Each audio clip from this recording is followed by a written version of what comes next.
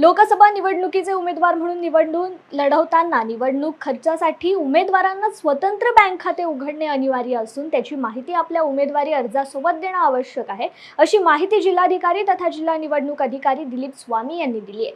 छत्रपती संभाजीनगरमध्ये जिल्हा नियोजन सभागृहात आज राजकीय पक्ष प्रतिनिधींना उमेदवारी अर्ज दाखल करण्याच्या प्रक्रियेबाबत माहिती देण्यात आली।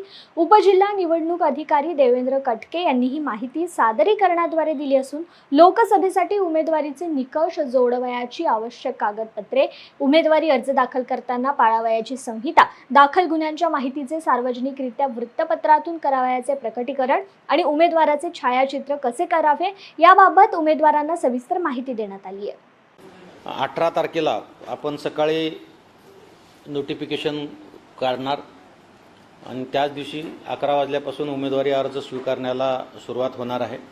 उमेदवारांना अकाउंट काढायचं आहे बँकेत।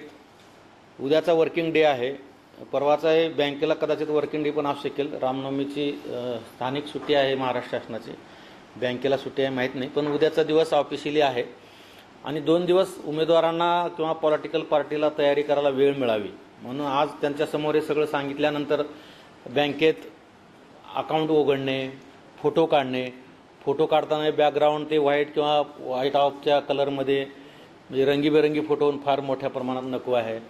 पुन्हा सूचक शोधून ठेवणे, उमेदवारी अर्ज त्याच दिवशी 11 वाजल्यापासून या ठिकाणी प्राप्त होणार आहेत। उमेदवारी अर्जासोबत ॲफिडेविटचा नमुना त्यांना आम्ही देणार आहोत। त्या ॲफिडेविटचा त्याने सखोल अभ्यास करावा। ॲफिडेविटमध्ये कुठलंही कॉलम ब्लँक ठेवता येत नाही।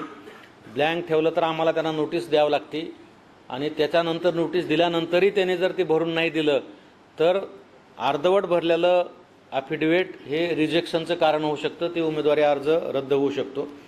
म्हणजे सगळ्या पक्षासहित सगळ्या अपक्ष लोकांना सुद्धा समान संधी ही उमेदवारी अर्ज भरायसाठी दिली पाहिजे। त्या दृष्टिकोनातूनच आम्ही ते कक्ष निर्माण केलेला आहे आणि 100 मीटरचा तो आपण बेल्ट पूर्ण आर.ओ. ऑफिसला हे करणार आहे। त्या 100 मीटरच्या परिघामध्ये कुठल्याही पॉलिटिकल ॲक्टिव्हिटी कुठल्याही काही करायला पूर्णतः बंदी असणार आहे। कोणी जर त्याचं उल्लंघन केलं तर आम्ही तात्काळ FIR दाखल करणार।